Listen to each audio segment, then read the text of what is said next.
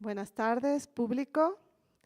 Muy buenas tardes de parte de quienes hacemos el pensionado universitario Nelson León Vizcarra.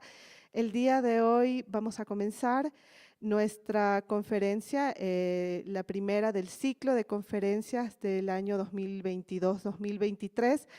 Esta conferencia es programada desde el Departamento Científico con el doctor Eduardo Arízaga y se titula La historia tras las leyendas. Voy a comenzar con una hoja de vida, una pequeña biografía del doctor. Es médico cirujano de la Universidad Central del Ecuador. Realizó su residencia en medicina interna en el Hospital Carlos Andrade Marín, un posgrado en neurología en el Instituto Nacional de Neurología de México, stage en epilepsias en el Centro San Paul Marseille, Francia. Ha tenido como actividad docente y académica profesor de neurociencias, historia de la medicina y bioética de Universidad San Francisco de Quito. Ha sido speaker internacional de Pfizer Advisory Board, profesor invitado de la Universidad de las Américas, UTLA. Tiene también varias publicaciones científicas en revistas indexadas, autor de varios libros, como los síndromes epilépticos, diagnóstico y tratamiento, historia de la vida, el ADN mitocondrial y el origen de los nativos americanos, la vida de Leonardo da Vinci, entre otras publicaciones más. Les voy a dar paso en este momento al doctor, quien nos va a acompañar esta tarde en la conferencia. Bueno, muchas gracias por esta presentación. Es un momento especial hoy día.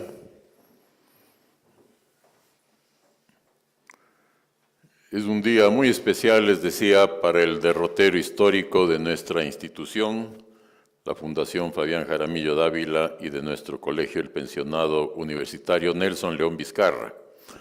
Hoy inauguramos con esta primera sesión nuestro propio canal de YouTube, al que hemos denominado La Cátedra desde el PU con el doctor Eduardo Arízaga.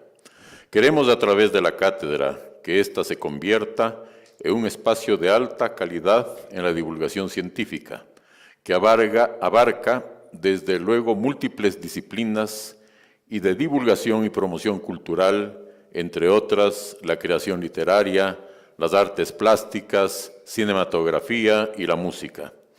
Para esta primera conferencia hemos escogido el tema que esta semana nos convoca en nuestro colegio y que se refiere a la 16ª edición de Leyendas Ecuatorianas en Inglés.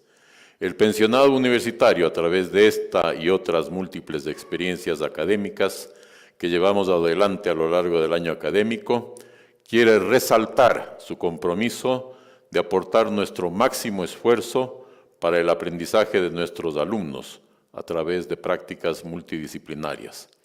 Por esa razón, yo presentaré el tema de esta semana, la historia detrás de las leyendas. ¿Por qué hablar de leyendas? Es una pregunta interesante con la cual uno puede empezar una conferencia de este tema. Contar leyendas ha apasionado al ser humano desde tiempos inmemoriales. Han trascendido a través del tiempo gracias a las tradiciones orales o escritas, por lo que de cierta manera algunas se han tergiversado, mejorándolas al reforzar o magnificar cualidades de personajes heroicos o aprovechar para rescatar valores morales o religiosos, e incluso dañando reputaciones al colocar al sujeto en el inframundo. Lo interesante es que se mantienen en el imaginario popular incluso durante milenios. Las de origen muy antiguo, aquellas paganas que han llegado a nuestro mundo occidental desde miles de años antes de nuestra era, han experimentado cambios, variaciones y adaptaciones al mundo de la cristiandad. Un intento taxonómico, clasificatorio, nos permite separar eventos históricos llenos de actos heroicos que han servido para apuntalar las razones de persistencia de los pueblos. Más adelante hablaré extensamente de este capítulo de las leyendas. Otras se basan en elementos provenientes de la naturaleza.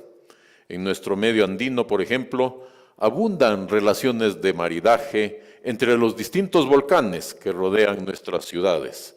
Así, la cosmovisión andina habla de las relaciones amorosas colosales del Imbabura con el Cotacachi o del Cotopaxi con el Tungurahua. También los lagos están llenos de historias locales. Algunos son aún el producto de animales prehistóricos que despiertan la curiosidad y espanto de niños y adultos. El monstruo prehistórico del lago Ness, situado en las legendarias Highlands escocesas, es un ejemplo muy apreciado de una leyenda que ha trascendido siglos y tal vez milenios acerca de la posibilidad de que un animal prehistórico haya sobrevivido a distintos cataclismos y que reside en el fondo, hasta hace poco insondable, del lago escocés.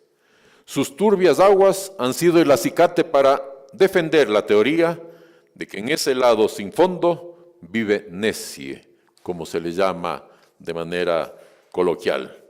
La ciencia moderna, que podríamos decir casi ya no encuentra obstáculos, ha podido demostrar que si bien el lago es muy profundo, se toca fondo a 230 metros. En nuestra región costanera existió el señorío de Salangomé y dentro de su circunscripción territorial se encuentra la antigua comuna de Agua Blanca. En la cima de la montaña que cobija a la comuna se encuentra una laguna de agua sulfurosa y cuenta la leyenda que esas aguas heladas provienen de conexiones con las grandes montañas interandinas. En Machu Picchu, el arquitecto creador de la gigantesca obra unificó varios animales sagrados para los pueblos del altiplano, de tal manera que el conjunto de edificios dibuja un cocodrilo, la montaña que los protege es un puma y la pequeña colina vecina es un cóndor, y de esa manera rescata la importancia de estos animales en su cosmovisión, añadiendo también a esta idea la figura muy apreciada de la llama andina, que adorna una montaña en la cercana población de Ollantaytambo. Hace juego esto con la distribución original del Cusco, la incásica, que asemeja a un puma, y con la retorcida muralla de Sacsayhuamán, que es una enorme culebra hecha de piedras de varios metros de altura y muchas toneladas de peso. A veces se conjugan elementos históricos con fenómenos naturales y con la presencia de animales. El origen del pueblo Cañari recoge este ramillete de explicaciones. Frente al diluvio universal que afectó a la región Cañari, todos los pueblos se destruyeron y sobrevivieron apenas 2 hermanos que alcanzaron a protegerse en la cima de una alta montaña. Los días pasaron y no había huellas que el diluvio amaine, por lo que estaban expuestos a morir de inanición. Una mañana, cuando la situación era desesperada, 2 bellas guacamayas vinieron a su auxilio con alimentos. Enseguida se estableció una íntima camaradería entre este cuarteto, que era evidente en que afloraría la chispa del deseo carnal, cosa que así ocurrió. De la unión marital de los 2 hermanos con las hermosas aves, renació el pueblo Cañari. Si el mundo andino es prolífico en leyendas, el mundo mesoamericano no se queda a la saga. Existe la dualidad hombre-animal que ha quedado cristalizada en los dioses de más elevada alcurnia de los pueblos mayas y aztecas, a sabiendas que estos últimos en realidad recogieron las riquezas de olmecas, totonacas, zapotecas e incluso de los norteños tarahumaras. El dios es Quetzalcóatl, inspirado en Teotihuacán para los aztecas, y es el mismo Kukulcán de los mayas. Es una serpiente emplumada que unifica al animal material con el espíritu. Llama la atención la ferocidad demostrada por Kukulcán, que se puede apreciar en el conjunto arqueológico de Chichén Itzá. También han sido muy importantes todas aquellas leyendas que recrean viajes a inframundos, a sitios habitados por dioses o por demonios, y que han servido para premiar o castigar a los seres humanos. La angustia que han generado en nuestra especie, el incierto destino después de la muerte, ha mantenido en vilo a la humanidad desde hace miles de años, a medida que las distintas religiones han amenazado con crueles tormentos a los pecadores, o a otros les alienta la esperanza de ir a residir por toda la eternidad en lugares paradisíacos. Aquí se entremezclan historias de dioses y demonios. El temor a los dioses y el deseo de granjearse su benevolencia ha sido el estímulo para que en distintas épocas los humanos construyan edificios de dimensiones colosales. Se han erigido pirámides cuya elaboración llevó años en terminarse y produjo la muerte y sufrimiento de incontables seres humanos. Se hicieron grandes monumentos funerarios. Pensemos en el mausoleo de Halicarnaso, elevado a un príncipe persa situado en la actual Turquía. Su esposa hermana edificó una obra de dimensiones impensables para la época para honrar su incestuoso compromiso. Se han construido iglesias, catedrales y basílicas, y muchos de esos altares elevados para honrar a los dioses guardan historias legendarias, como el amor de Quasimodo, el deforme hombre que habitaba en las alturas de Notre Dame, por la bella Esmeralda. En nuestro Quito tenemos una inteligente leyenda en que un maestro albañil logró engañar al rey del infierno, al mismísimo diablo. El albañil se comprometió a acabar la construcción del atrio de la iglesia de San Francisco en un tiempo determinado.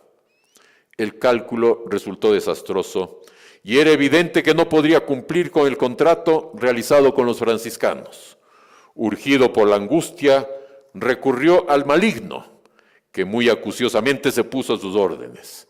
Le explicó el contrato que había realizado y la dificultad evidente de terminar a tiempo. El diablo no encontró obstáculos.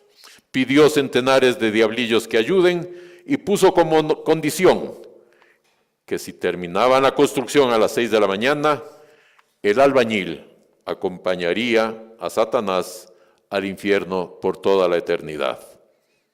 Cantuña, que es el personaje en cuestión, atribulado aceptó su espantoso destino.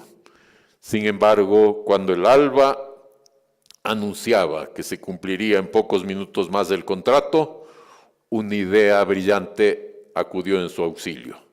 Distrajo a los demonios que estaban ocupados en terminar la obra y de una manera solapada extrajo una piedra de la pared. Satanás estaba feliz con su triunfo y cuando se disponía a llevarse el alma de Cantuña, este dio un grito de alerta y señaló airadamente que no se había terminado la obra y que por lo tanto no se cumpliría el trato.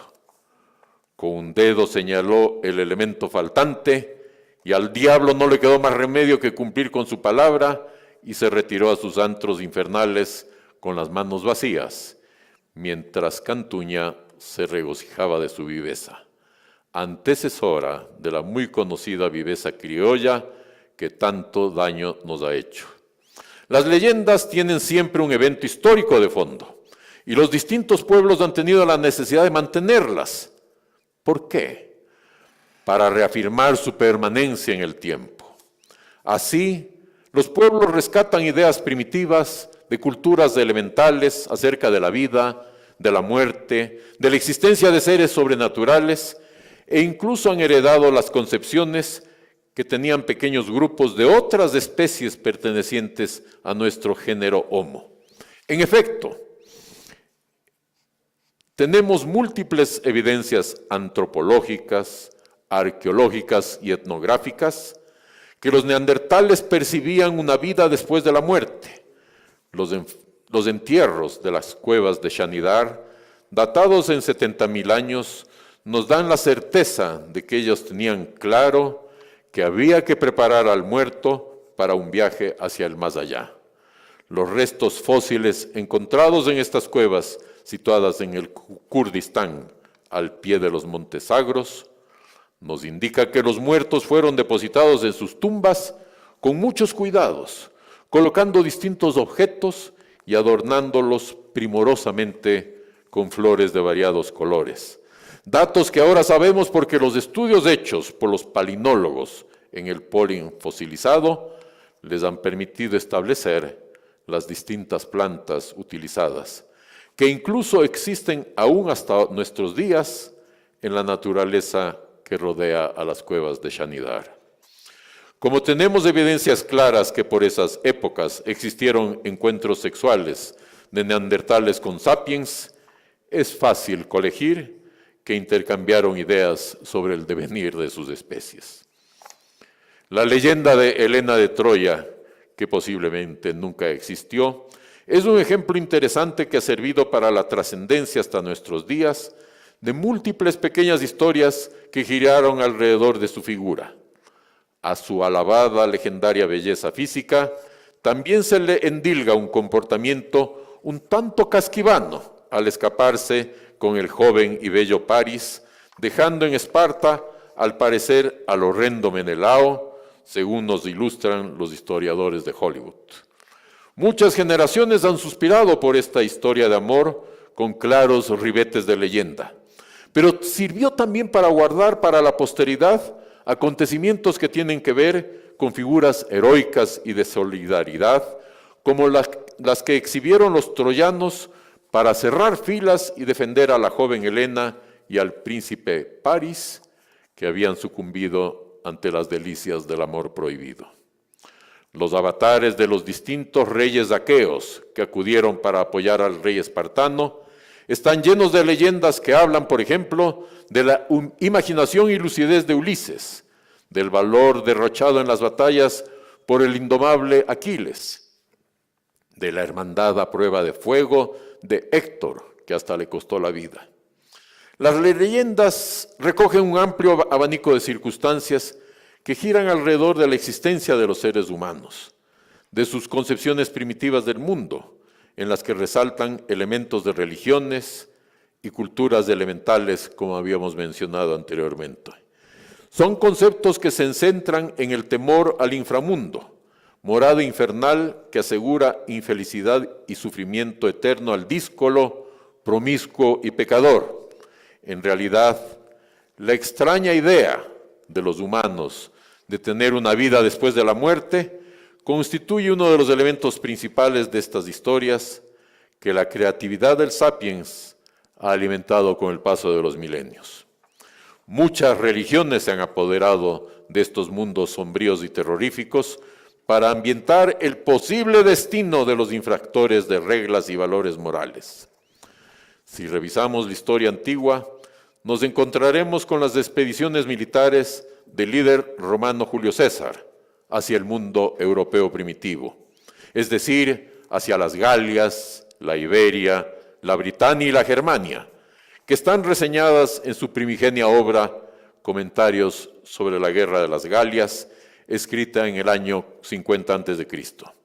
Ahí describe a personajes pertenecientes a una casta especial, que son los que tenían contactos con el inframundo, y que en esas sociedades de bárbaros, como les llamó Julio César, tenían un enorme poder. Era una suerte de sacerdotes, brujos, adivinos, a los que les decían druidas, que supuestamente eran los poseedores de los secretos del más allá, que el mundo de los celtas había elaborado en los miles de años previos a las conquistas romanas. Muchas de las costumbres y visiones del mundo céltico fueron esparciéndose por el Imperio Romano, que los conquistó a la fuerza durante los siguientes 300 o 400 años, y como ha ocurrido en otras invasiones, de alguna manera, la cultura de los sojuzgados impregna al pueblo conquistador. Por tanto, muchas de las leyendas europeas tienen su origen en los celtas, que a través de sus hechiceros druidas dejaron su impronta en la cultura popular. Así, las costumbres, los valores, las historias fantásticas, los personajes legendarios como el rey Arturo y su corte de Camelot, su tormentosa relación con su esposa Genevieve y su traición con su íntimo amigo Lancelot, y muchos elementos culturales adicionales, pasaron de las islas británicas, de las tierras germanas, de las Galias y de Iberia, a ser parte del mundo de Occidente, que se cristalizó en el Imperio Romano. Y nosotros somos los herederos de esas historias. Igualmente enriquecedora fue la conquista del mundo europeo de Oriente por parte de Trajano alrededor del año 101 de nuestra era. Pueblos muy antiguos habitaban las Dacias, un extenso territorio localizado entre los Cárpatos hacia el norte y el río Danubio al sur, hasta su desembocadura en su amplio y feraz delta hasta llegar al Mar Negro. Incorporar las Dacias significó incluir la legendaria Transilvania, las tierras de moldavos, albanos, lombardos y de los futuros enterradores del Imperio Romano, los feroces hunos de Atila, los visigodos, ostrogodos y vándalos. Si bien nunca se entronizó con toda su poderosa estructura el Imperio Romano en estas tierras, las costumbres, supersticiones y prácticas de hechicería fluyeron hacia los conquistadores y a través de Roma han llegado sus leyendas hasta nuestros días. Hay una leyenda que se transmite por la oralidad desde hace cerca de 100.000 años, incluso con la posibilidad de haber trascendido desde especies distintas a las del Homo sapiens. Se trata de la historia del Yeti, el abominable hombre de las nieves tibetanas, chinas y nepaleses. Si bien hay muchas interpretaciones acerca de las historias de un ser enorme cubierto de grueso pelambre y que al caminar dejaba unas huellas muy grandes, hasta de medio metro por lo menos, que la nieve varias veces milenaria de la región de los Himalayas han mantenido hasta nuestros días, quiero aventurar una explicación que tiene que ver con el proceso evolutivo del orden de los primates. Hace 12 millones de años tenemos que remontarnos. La región meridional, el sur europeo, en ambas riberas mediterráneas, sufrió grandes cambios climáticos que convertían selvas tropicales en extensas sabanas frías y luego volvía a la vegetación arborícola subtropical. En esa época vivían en esas regiones antropoides de la superfamilia Hominoide, que ante el rigor de los cambios climáticos tomaron diversos derroteros, mientras un grupo se dirigió hacia el África, aprovechando los periodos glaciares que establecían grandes puentes terrestres entre las costas europeas y africanas, y culminaron su aventura convirtiéndose en nuestros ancestros directos. Otros se aventuraron hacia el oriente. Ahora podemos seguir sus pasos por los restos dejados por estos hominoides, por ejemplo, en las montañas del Siwalik pakistaní, como es el caso del Civapithecus, un ejemplar que vivió desde hace 12 hasta hace 8 millones de años. Su presencia en estas tierras es importante porque abrió el camino de esta superfamilia hacia la lejana China. Hace 4 millones de años nos encontramos con el Lufeng-Pithecus, habitando las montañas de Yunnan, en el extremo suroccidental de China, en contacto cercano con el Indo Kush de los Himalayas. Hay evidencia que vivió allí hasta hace 2 millones de años el Lufeng-Pithecus. La parte interesante para esta exposición es que este tuvo estrecha relación con el Gigantopithecus blacki, que habitó la región hasta hace 200 o 100.000 años. Gigantopithecus ha sido considerado un ancestro de los actuales orangutanes.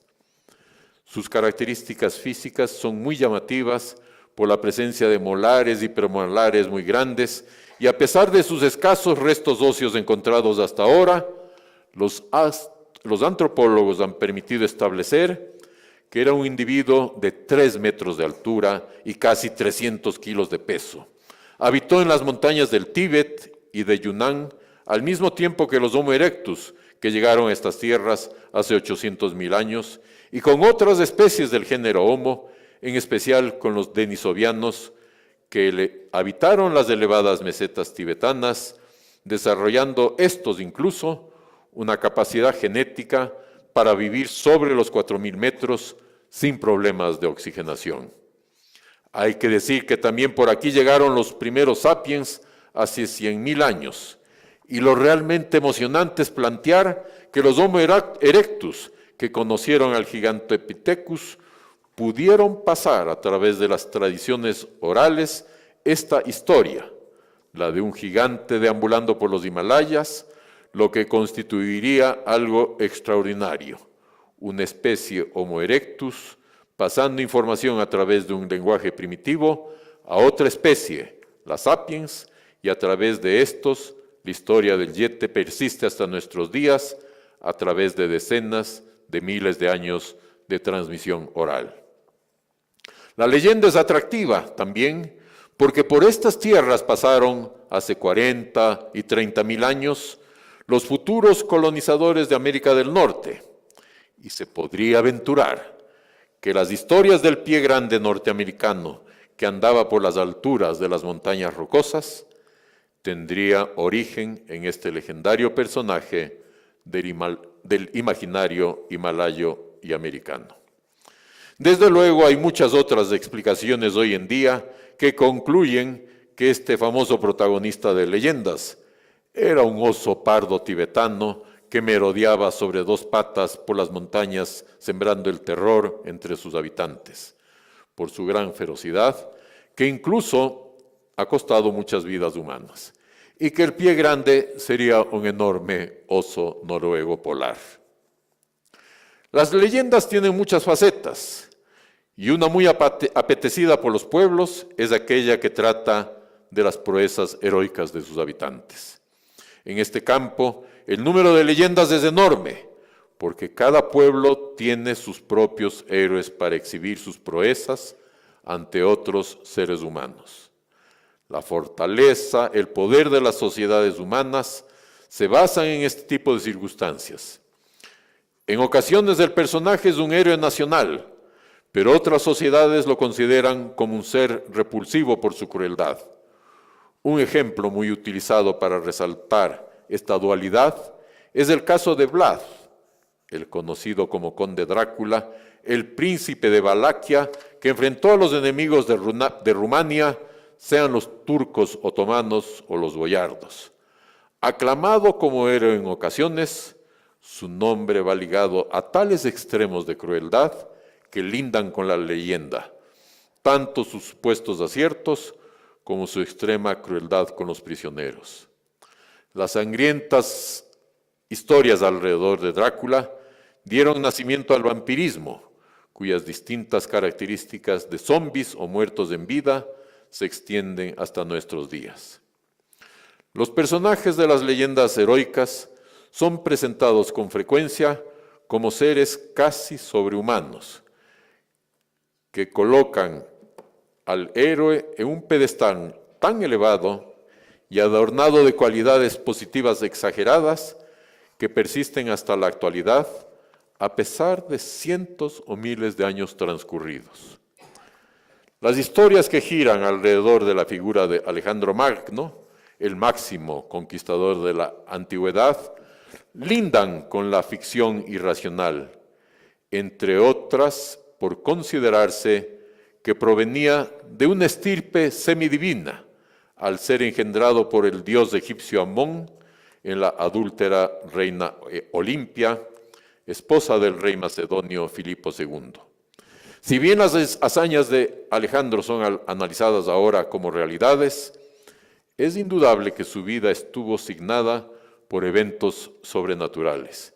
Y son esas cualidades las que elevan a nivel de leyenda a los personajes históricos. Y parecería que esas falsedades pueden ser útiles para las naciones.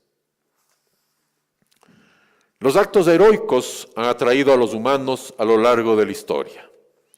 Un día encontramos al Cid campeador, Rodrigo Díaz de Vivar, galopando en su caballo Babietka, guiando las huestes valencianas, en contra de los invasores moros, hasta tomarse al andaluz, con la particularidad que cabalgaba muerto, puesto que en la batalla del día anterior había fallecido.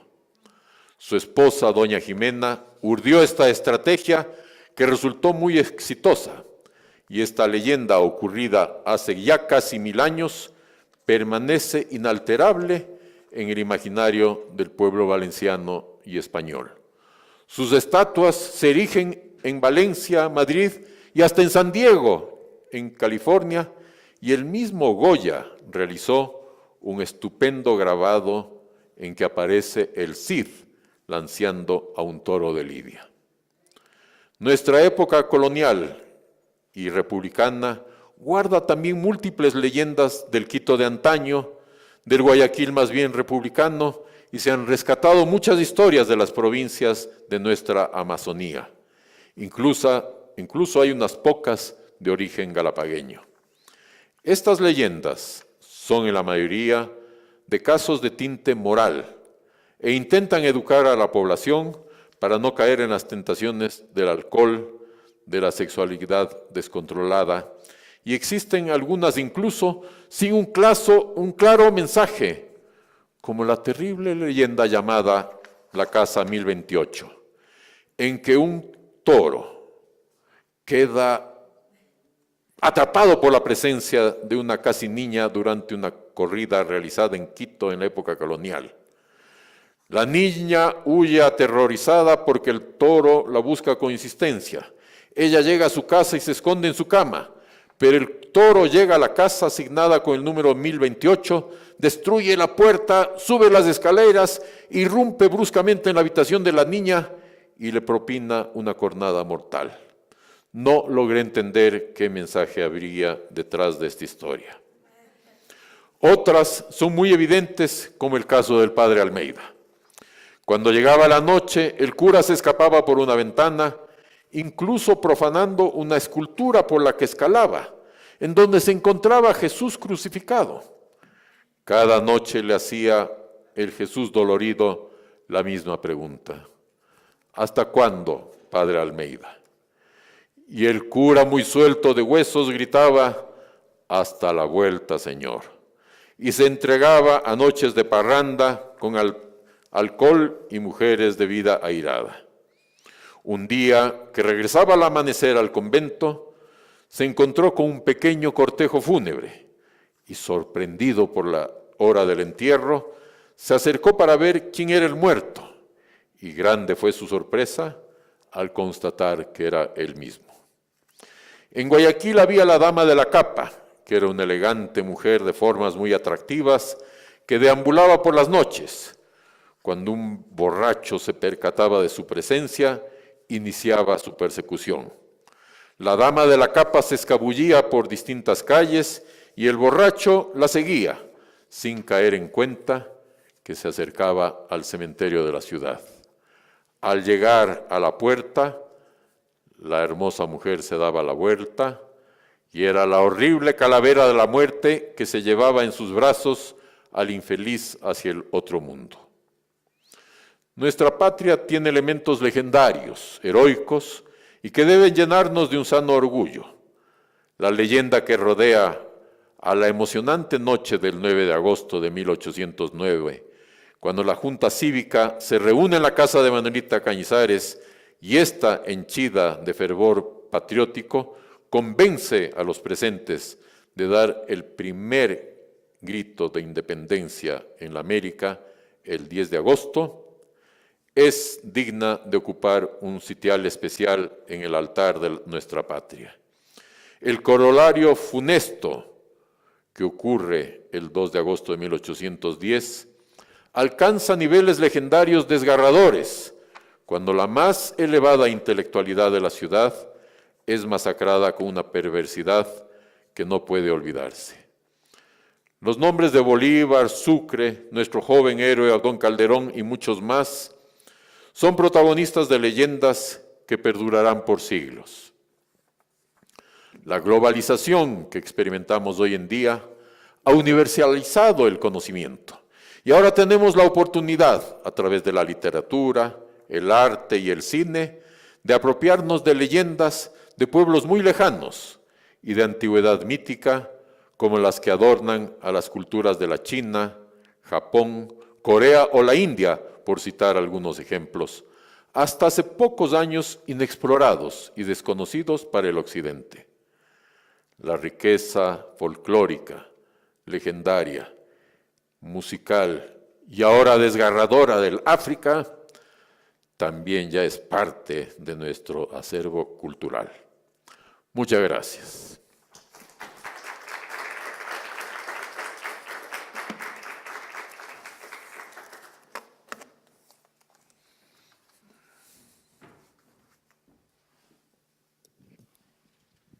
Muchísimas gracias. Invitamos al público presente, si es que tienen alguna pregunta o tienen algún comentario, por favor, para el doctor Arízaga, podrían compartirlo con nosotros en este momento.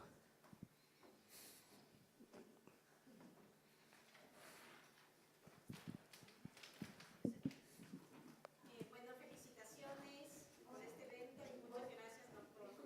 Le voy a acercar el micrófono.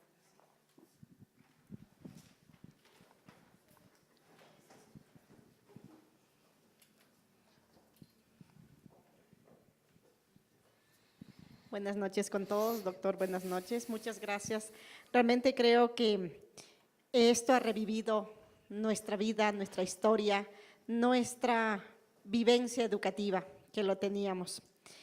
Pero mi pregunta va a, ¿qué tenemos que hacer en la educación para rescatar nuevamente esta identidad que es a través de la historia, a través de las leyendas? Porque ahora en la actualidad estamos viendo que se está perdiendo esta vivencia que nosotros muy felizmente la pudimos vivir con nuestros abuelos, con nuestros ancestros. Esa es mi pregunta. ¿Qué podemos hacer ahora para este nuevo siglo XXI? Así es muy importante lo que usted señala.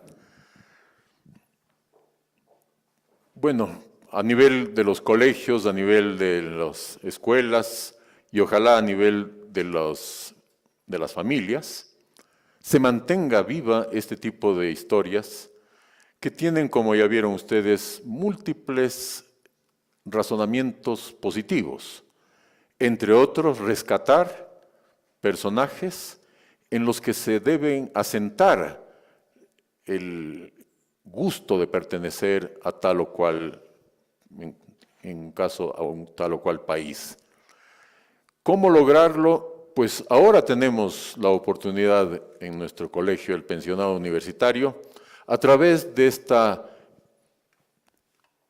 alegre iniciativa comenzada hace 16 años y un poco más, que es recrear en inglés las leyendas de nuestra patria y presentarlas junto a otros colegios como pequeños cortos cinematográficos.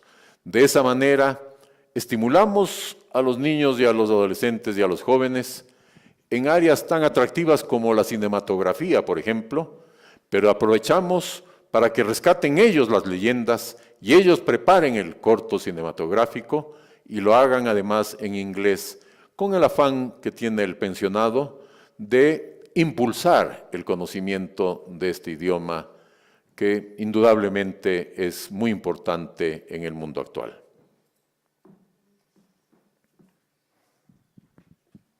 Tenemos algunos comentarios también en redes sociales. Invito a las personas que están a través de nuestro canal de Facebook y de YouTube para que compartan sus preguntas o sus comentarios a través de la caja de comentarios. Voy a leer algunos. Marco Chiliquinga dice, la historia detrás de las leyendas, con esto tendrán más sentido nuestras leyendas. Yesenia Aguilar comenta, interesante y de suma importancia iniciar esta jornada de conferencias con la historia detrás de las leyendas, pues son parte de nuestra idiosincrasia. María Fernanda Rivadeneira comenta, excelente, impresionante conocimiento y capacidad de relación. Muchas gracias. Tenemos también el comentario de Consuelo Donoso, excelente. Adriana Betancourt, excelente temática, felicitaciones. Sandra Maldonado, las leyendas, nuestra identidad y nuestra riqueza nacional. Raquel López, muy interesante y como siempre, muy bien documentado. Y Adriana Betancourt, las leyendas forman parte de nuestra cultura, de nuestra historia y de nuestras creencias. Invitamos al público si alguien más tiene algún comentario.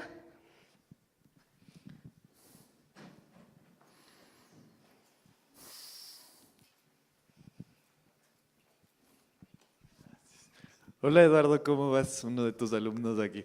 Qué gusto, sí. Mi pregunta iba más, ¿tú crees que encontrarle esta explicación como lógico-científica a las leyendas les quite como la importancia y estas se dejen de lado? ¿O sería bueno encontrarles una explicación lógico-científica a las leyendas que existen? Pues pienso que en la mayoría de los casos es mejor dejar la leyenda como tal, porque la ciencia ya se ha encargado de arruinar varias historias antiguas y preferiríamos que varias de las leyendas permanezcan como tales. En algunos casos, la ciencia puede ayudarnos, como las que les he mencionado, por ejemplo, en el tema de los neandertales y los Homo sapiens.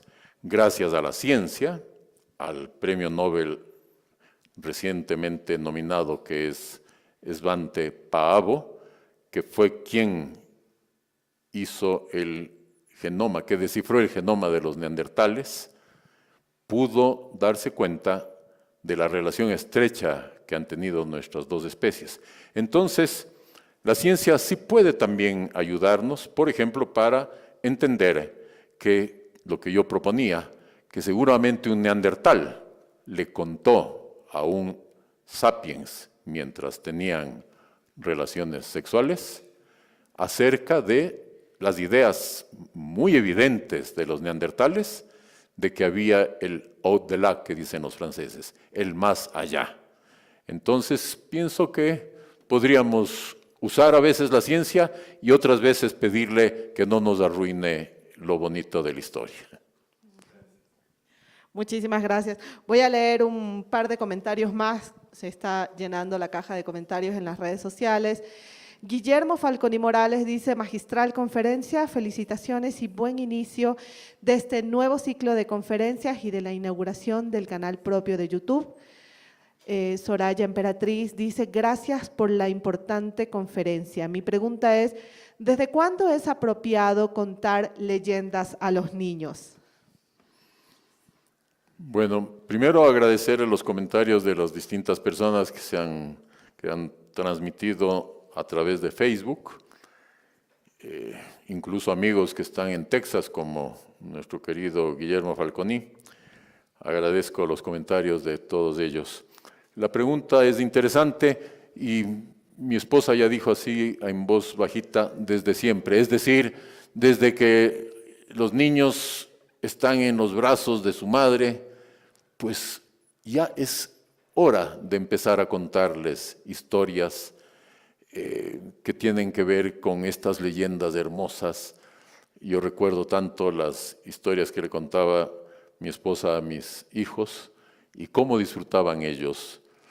Y eso pienso yo que ha servido para hacer lo que ellos son, unos grandes seres humanos. Porque las leyendas, al rescatar cuestiones de orden moral, por ejemplo, o actos heroicos, pues sirven como de ejemplo para las generaciones que van apareciendo en nuestra tierra. Yo entiendo que los jóvenes, los niños actuales, están un poco alejados tal vez de estas cuestiones, pero pienso que va a ser transitorio. Algún rato a lo largo de sus vidas van a descubrir la magia de las leyendas, la magia que esconde el tener conocimientos que vienen, como les he propuesto yo, desde hace decenas de miles de años y que por transmisión oral se han ido pasando de generación en generación. Eso pienso que a cualquier persona le va a emocionar tanto que va a guardar para sí estas historias siempre. Muchísimas gracias. Voy a leer otros comentarios. Dice Sandra González, gracias por la conferencia. Felicidades, Eduardo. Elena Barrio Nuevo, felicitaciones, excelente investigación histórica y literaria de parte de Denise Barrio Nuevo.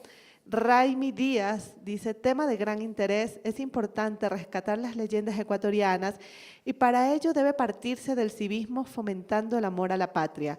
Las leyendas son parte de la historia ya que exponen las tradiciones y creencias de los pueblos.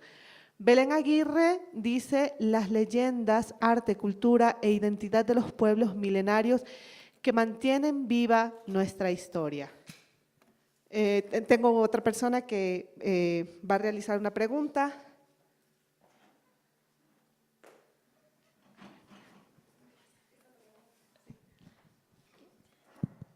Bueno, muy buenas noches con todos. Primero agradecerle, Edo Arízaga, por la invitación a esta charla. También felicitarle por esta increíble charla que, como usted siempre acostumbra a hacerlas, fascinantes. Uno se queda enamorado de escuchar todos los temas que usted habla y más de este tema tan interesante que es nuestro bagaje cultural como ecuatorianos. Sabemos que la historia se transmite por libros, por canciones y una de ellas es la transmisión oral como estas leyendas. Entonces, mi pregunta va, ¿será que a través de esta transmisión oral, de estas historias ecuatorianas, de estas anécdotas, se fueron tergiversando tal vez al pasar oralmente por persona, tal vez como un chisme mal contado, ¿no? Tal vez algo de real no llegó hasta ahora en estas leyendas que usted nos ha contado. Sí, tiene mucha razón en eso. Gracias por tu comentario. Es cierto que la oralidad transmitida a través de decenas o cientos de generaciones seguramente va cambiando los eventos. Y cada generación la va acomodando un poco de acuerdo a lo que les ha tocado vivir. Yo supongo que eso ha ocurrido a lo largo de estos miles de años. Por ejemplo, la cultura céltica, la de los primeros habitantes de la Nueva Europa, porque hay que recordar que los antiguos habitantes europeos hace unos 5.000 años fueron arrasados por un grupo llamado Yamjanajá, que venían desde las zonas más o menos del Cáucaso, arrasaron con todo el mundo europeo y se implantaron ellos. Y son los padres de los celtas. Las historias de ellos tenían mucho de magia, de cosas del inframundo. Y claro, a medida que vinieron hacia nuestro mundo moderno, es indudable que habrán sufrido múltiples cambios, ¿no? Cuando vivíamos en Francia, nuestra ciudad que nos acogió, que es Marsella, tenía varias historias legendarias sobre los fundadores de la ciudad. Y era un marino griego que se encontró con una princesa celta y en ellos nació el amor y así se pobló esa región. Y oír contar en Francia estas historias, pues guardan todavía el sabor de esa antigüedad. Cuando uno las lee ya en los libros más modernos, es cierto que se va perdiendo algo tal vez de esa profundidad con las que las historias iniciaron. Pero pues así es la vida, es cierto que va cambiando, para bien o para mal, pero lo que sí nos parece interesante rescatar es que esas historias trascienden y trascienden a lo largo de los milenios. Muchísimas gracias. Antes de pasar a la siguiente pregunta, voy a leer un comentario de Consuelo Páez. Dice, aplaudo el idílico recorrido por el imaginario cultural, querido Eduardo. La leyenda vive en los más antiguos de toda familia y comunidad. De ahí lo valioso que sería apagar los esparcimientos electrónicos para rescatar y recrear el legado histórico de los vivos. Antes que nada, queríamos agradecer también la presencia. Aquí hay representantes de la ESPE y también de la Universidad San Francisco de Quito. ¿Alguien más quiere hacer alguna pregunta?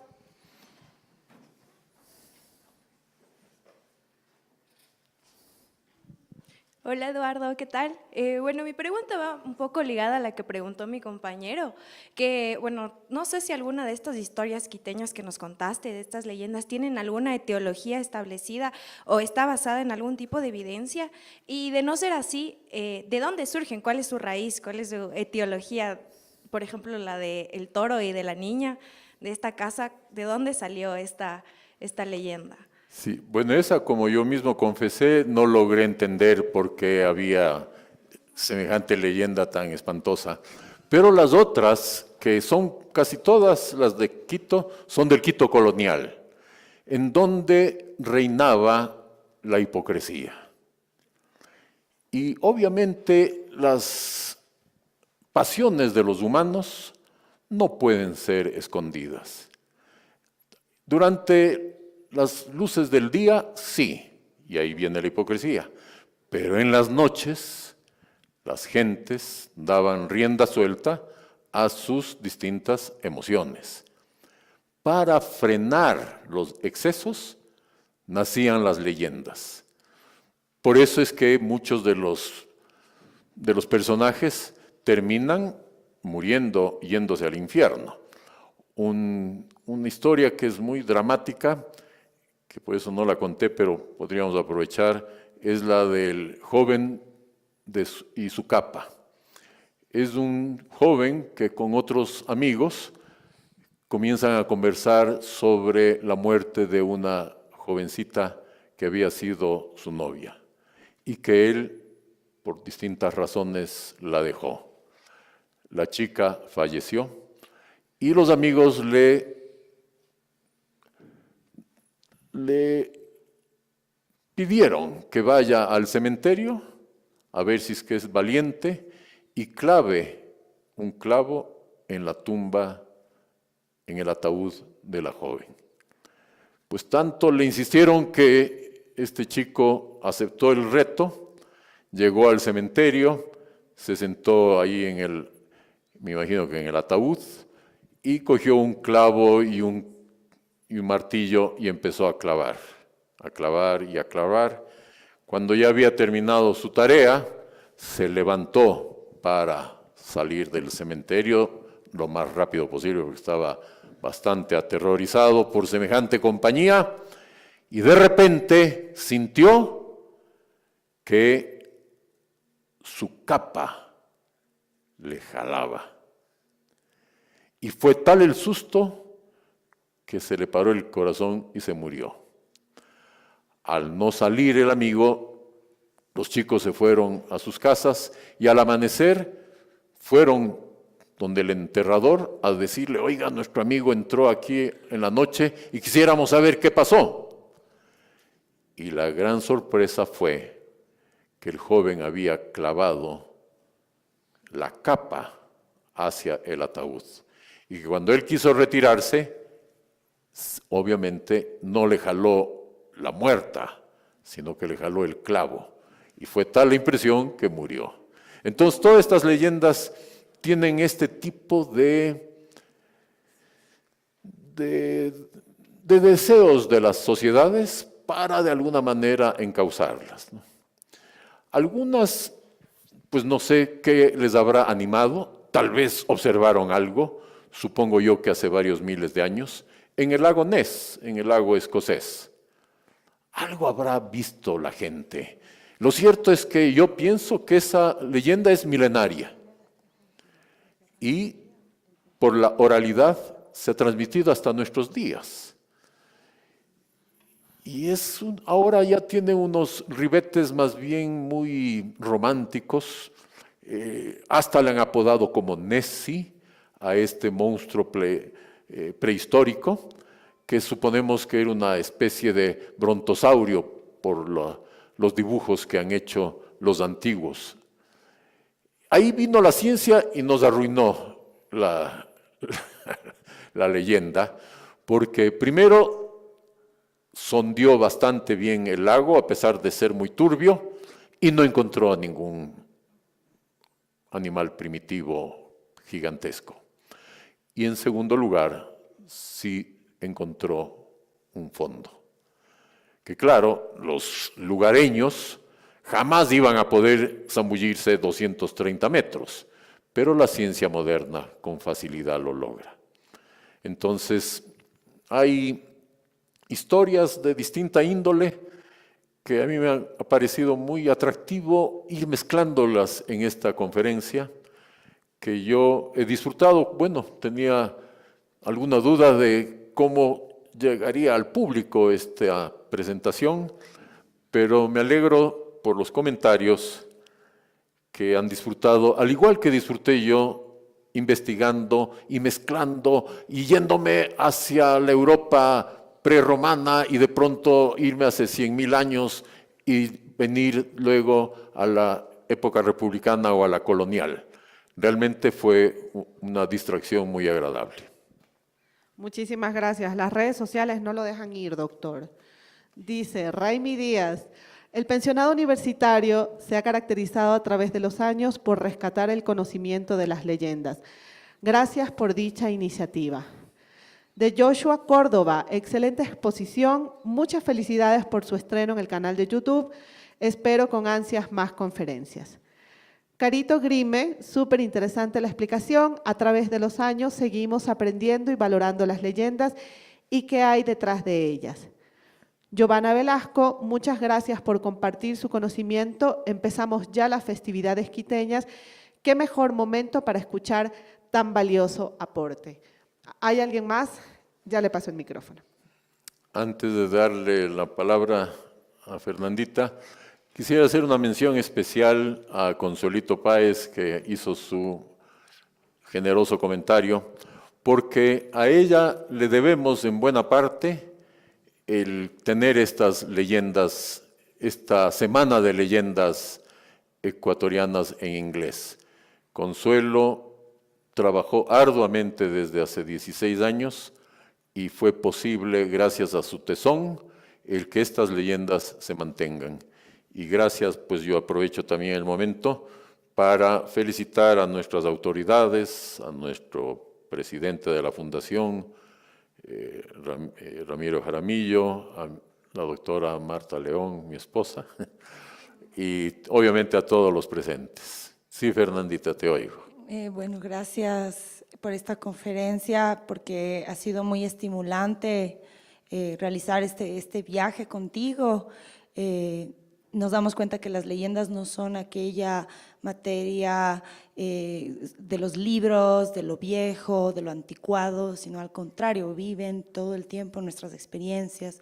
Si vemos del cine en la actualidad, muchos seres mitológicos, así como el dragón para los chinos, para los europeos, se están retomando, ¿verdad? Elementos celtas, por ejemplo, tenemos en la obra de Tolkien, del Señor de los Anillos, tenemos ahora en La Casa del Dragón, que les recomiendo que vean, que está espectacular, Juego de Tronos. Este año también me hiciste acuerdo, ¿no?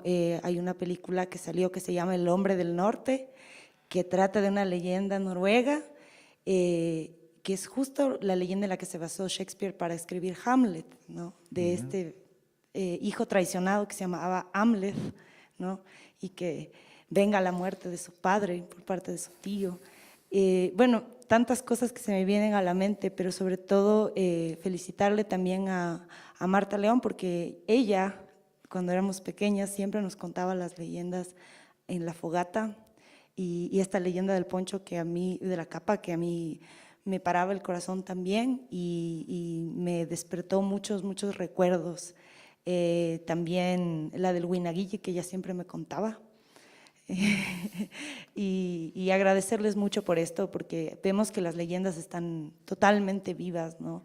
Hablar de leyendas no es hablar del pasado, al contrario, es hablar de nuestra capacidad de imaginar. Entonces, muchas gracias por revivir esto, doctora Arizaga. Muchas gracias los comentarios. Y así es cierto, las leyendas están siempre vivas, ¿no? Esa es una suerte. Y el mejor ejemplo es que han durado miles de años. Entonces no creo que en nuestras generaciones por el fatídico celular se pierdan. Creo que más bien pueden expandirse más ampliamente. Muchísimas gracias. Tengo otros comentarios. Sandri Rosales dice muchas gracias por hacernos recordarlo. Adriana Betancourt dice, las leyendas son un recurso valioso para el aprendizaje y enseñanza de nuestros estudiantes en el pensionado universitario. Y Sandri Rosales también comenta, gracias por recordarnos lo importante e interesante que es regresar a nuestras leyendas. ¿Alguien tiene alguna otra pregunta en el público presente? Yo sí tengo. Usted, doctor, mencionó que esto de contar leyendas hizo una similitud entre la voz de una madre que comienza a contarle historias a los hijos. Hablemos un poquito de lo que es leyendas e identidad. Nosotros vemos que las leyendas entre los países suelen ser muy parecidas, ¿no? Si ponemos así en una visión macro, hay leyendas en países como Colombia o Perú que son muy parecidas a las del Ecuador. Sin embargo, dentro de cada territorio tiene su tinte que lo hace tan de uno, ¿no? Justamente por ahí va mi pregunta. ¿Cómo se articula la leyenda con esta identidad que se tiene dentro de cada territorio? ¿En qué aporta la leyenda? Sí es verdad, ¿no?, que las leyendas son universales, ¿no? Y ahora cuando venía acá al colegio pensaba, ¿cuántas leyendas habrán en estos miles de pueblos o decenas de miles de pueblos que han habitado este planeta desde hace, si nos atenemos al Homo sapiens, desde hace 340.000 años?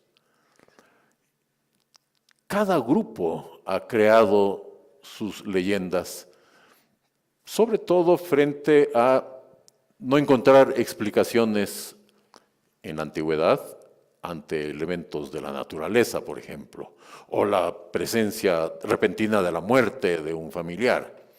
Entonces, las leyendas se podrían multiplicar por decenas de miles, como miles de pueblos han existido hasta ahora. Pero lo que señala Glenda es interesante. Cada una de ellas tiene el sabor de la región en la que se origina. Si uno recuerda, por ejemplo, las leyendas de las valquirias, del dios Thor, de los Nibelungos, pues son unas leyendas sobrias, duras, con mucha heroicidad, propias de los países nórdicos. Si uno recuerda diversas leyendas que aprendí estos días de las provincias de la Amazonía, uno encuentra otro sabor, un sabor que es el de la selva, el de la relación tan estrecha con los animales, con la vida vegetal, con los ríos, y todo eso le da una impronta a la leyenda. Entonces es cierto, cada pueblo tiene una identidad propia a través de sus leyendas. Por eso es útil, por eso es importante seguir promoviendo su gusto en nuestras sociedades.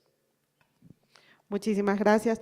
Voy a leer unos comentarios también que ya están en redes. Un comentario más dice, Sandra Maldonado, a través de las leyendas se desarrollan también valores, emociones. Debemos hacer que nuestros jóvenes niños valoren lo propio, lo nuestro. Mayra Quiroga Romero dice, gracias por este compartir. ¿Será posible que aún surjan nuevas leyendas? Es decir, que en unos años se cuenten las leyendas del 2022.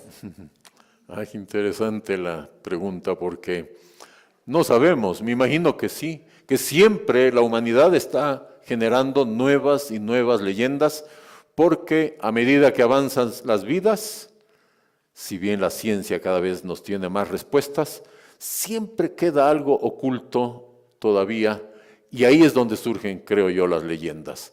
Cuando no hay una explicación ahora de tipo científico. Entonces esperamos que las leyendas sigan surgiendo en los distintos pueblos, ¿no? Sí, dice Consuelo Páez, los jóvenes podrían realizar TikToks de las leyendas. Sí. ¿Hay alguien que tiene alguna pregunta? Ya le paso el micrófono.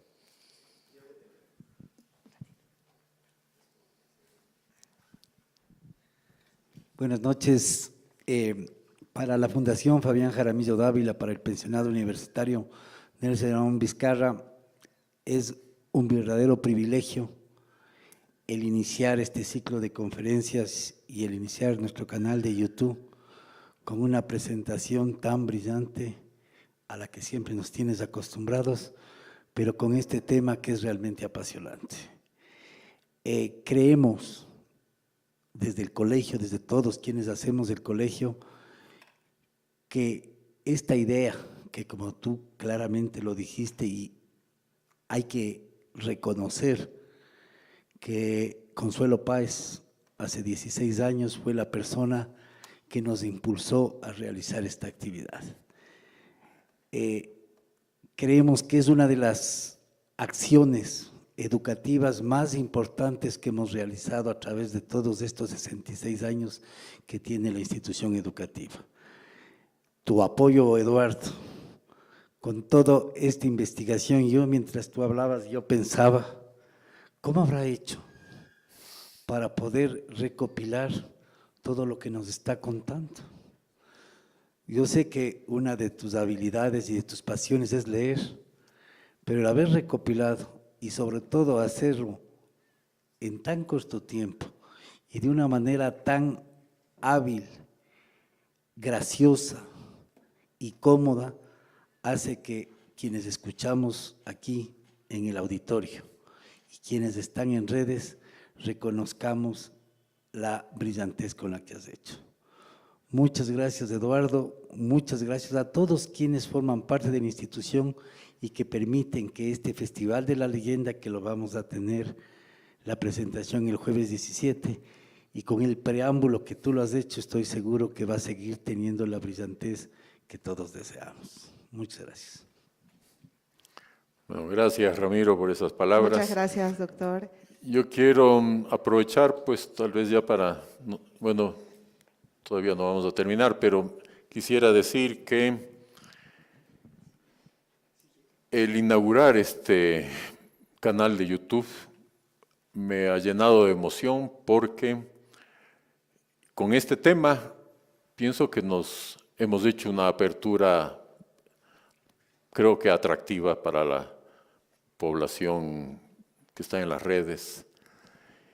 Y mi intención es, junto con Glenda, que dirige la parte cultural, es tratar de llegar con mucha frecuencia, ojalá, a través de nuestro canal de YouTube, con una enorme cantidad de propuestas académicas.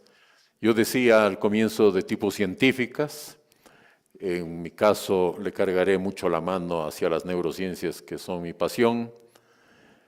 También en las partes culturales, que tenemos la suerte de tener a Glenda, que es una gran artista plástica, y que también tenemos mucho interés de promover la lectura. La literatura es mi pasión también. La historia es algo que realmente me ha atrapado desde niño.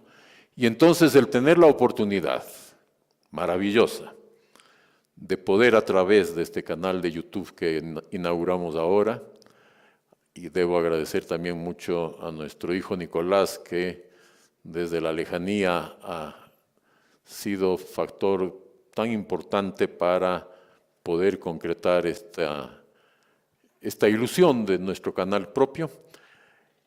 Quiero comprometerme para mantener, ojalá permanentemente, una nutrida cantidad de presentaciones en múltiples áreas. Pienso que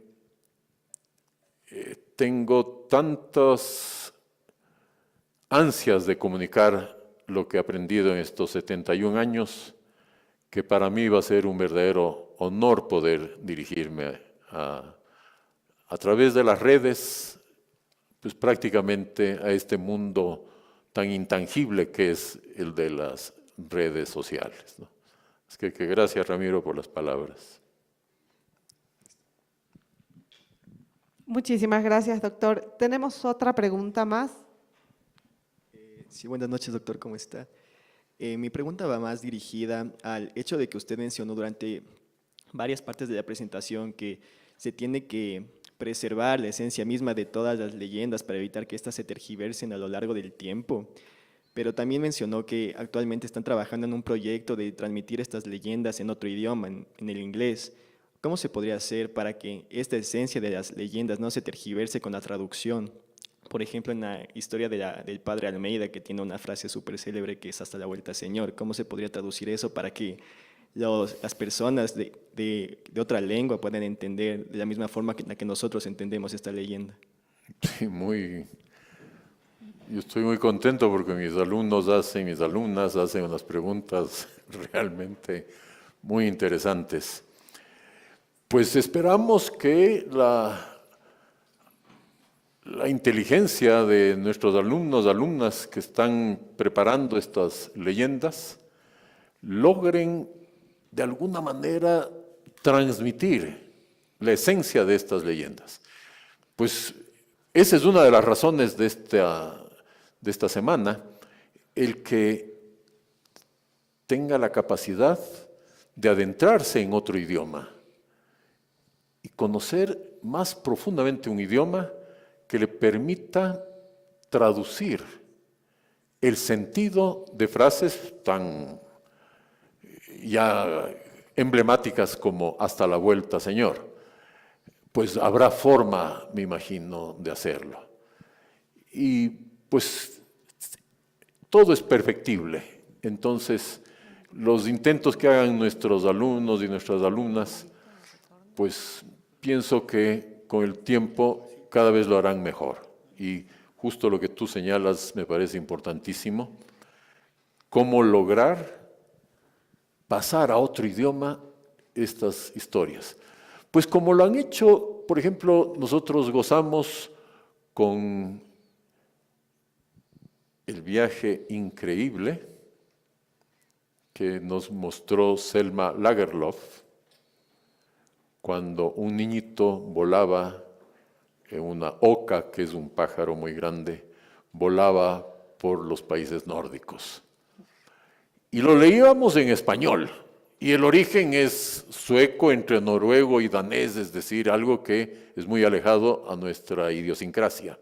Y sin embargo, lográbamos entender con bastante exactitud este maravilloso viaje de Nils Holgersson a través de Suecia por Selma Lagerlöf. Igual se me viene a la mente los cuentos de los hermanos Grimm o de Hans Christian Andersen. Pues sí, son en alemán o en danés, pero uno sí lograba meterse en los personajes de estos cuentos que podríamos llamar también leyendas, ¿no? De cuando, por ejemplo, le grita el niño o la niña, ya no me acuerdo cuál, le grita que le empuje a la bruja hacia el horno cuando se hacían las galletas. Pues yo sí sentí esa emoción y es un cuento escrito en alemán y otros en danés por Hans Christian Andersen. Muy bien. Voy a leer otros comentarios. Livia Portilla dice, buenas noches, felicitaciones, doctor Arízaga, por tan magnífica conferencia. Jorge Saldumbide menciona, recuerdo escuchar leyendas en la radio como un argumento para reunir a la familia y abordar diferentes temas en torno al contenido de la leyenda. En esta era abrumada por la tecnología En esta era abrumada por la tecnología,